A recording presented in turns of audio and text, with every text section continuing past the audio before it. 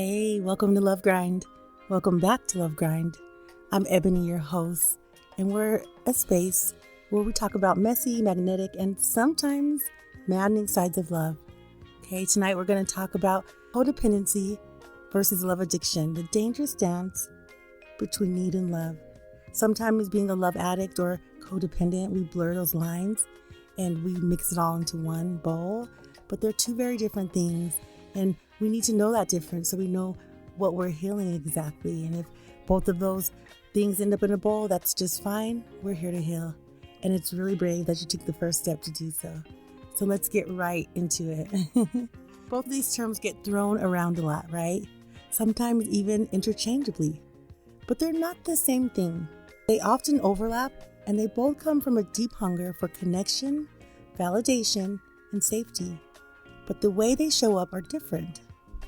Tonight, Love Bugs, we're going to unpack what each one really means, how to tell them apart, and how to start healing.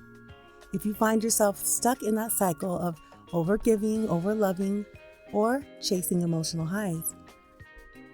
Let's start at the roots. Both codependency and love addiction can begin with fear.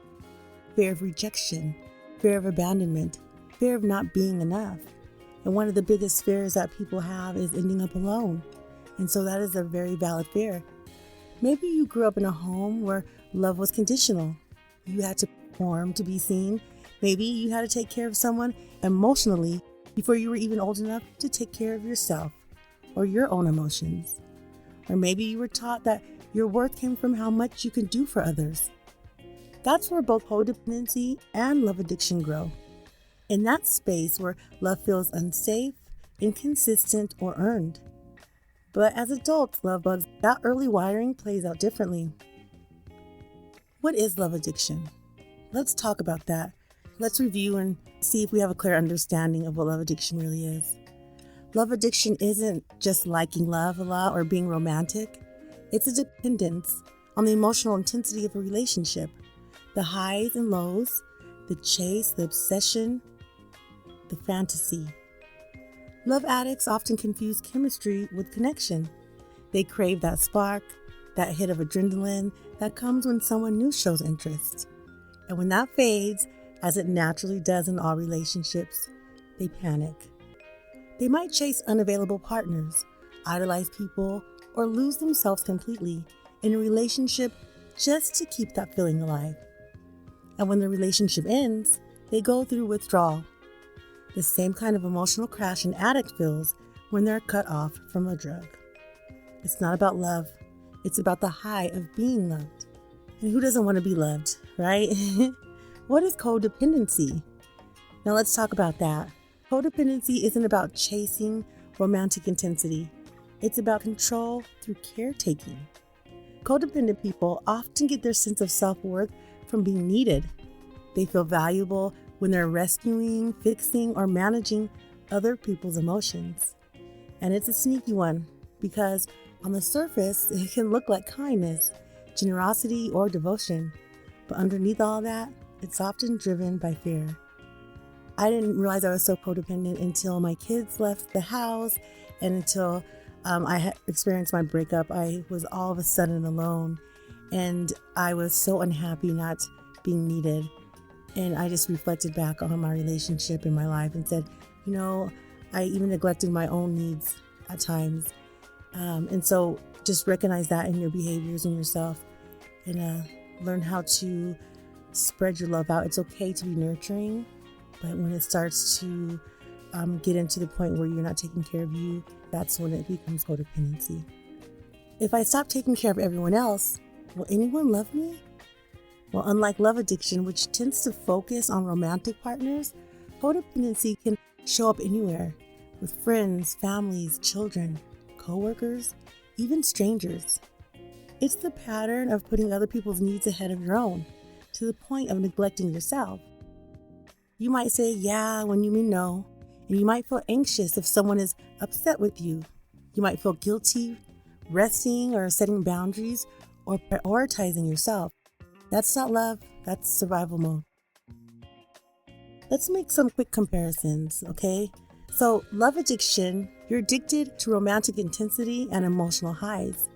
But codependency is your compulsive caretaking, control, and self-neglect. A love addict often focuses on one partner or the feeling of being in love.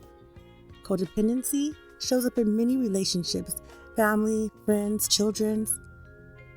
Love addicts, they obsess, they crave, and they withdraw.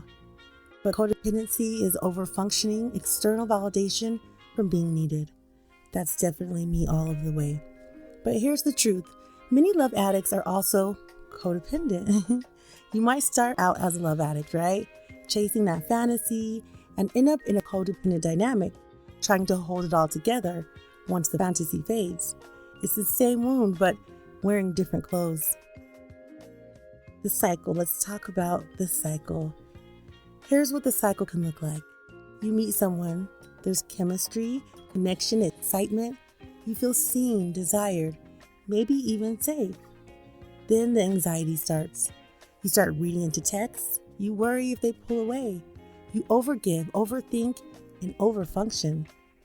Maybe you start caretaking, managing their moods, their problems, their needs, and lose track of your own. Well, eventually love bugs you, burn out or get resentful. You feel invisible, unappreciated, or trapped. So you leave, or they do, and before you know it, you're back in the same kind of relationship again. Different face, same pattern. Does that sound familiar? How can we start healing from this? We're tired of this shit. Let's heal from it. Let's be healthy, right? How do we begin to heal from codependency and love addiction? First is awareness, which is what we're doing here tonight. You can't change what you can't name. Start noticing your patterns. Do you lose yourself in relationships? Do you mistake intensity for intimacy? Or do you feel more comfortable giving than receiving? Secondly, pause before rescuing. When you feel the urge to fix or soothe or control, take a breath.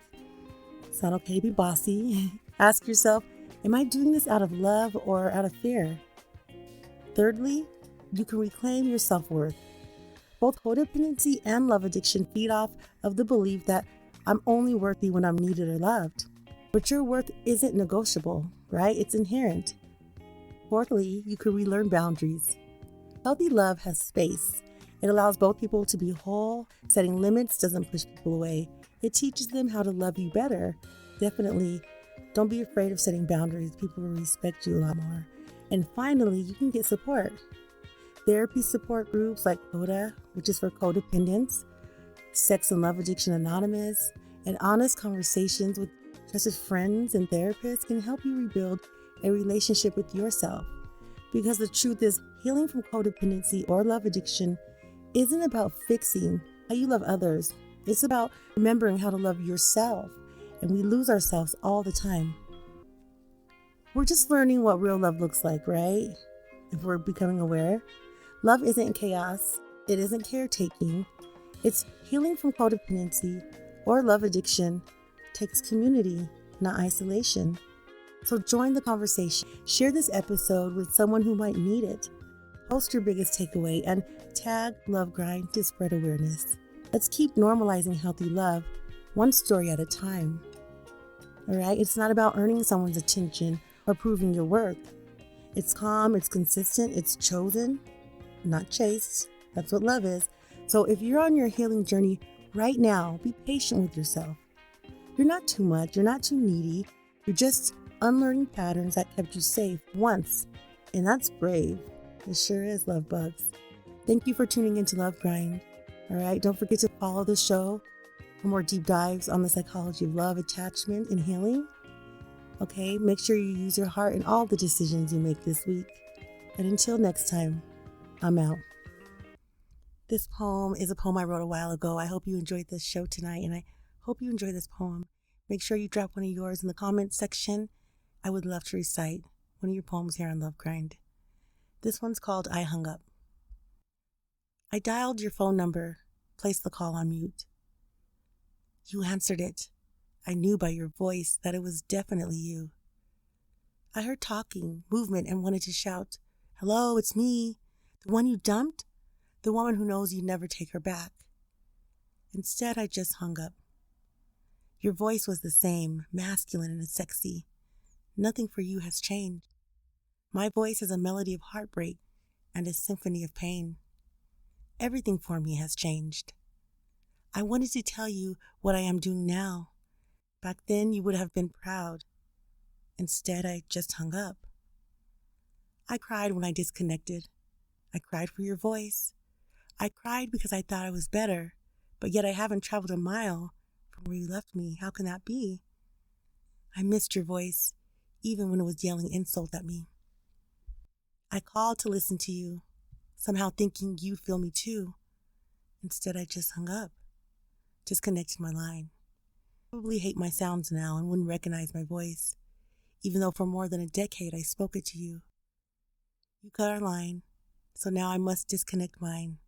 So instead, I just hung up. The end.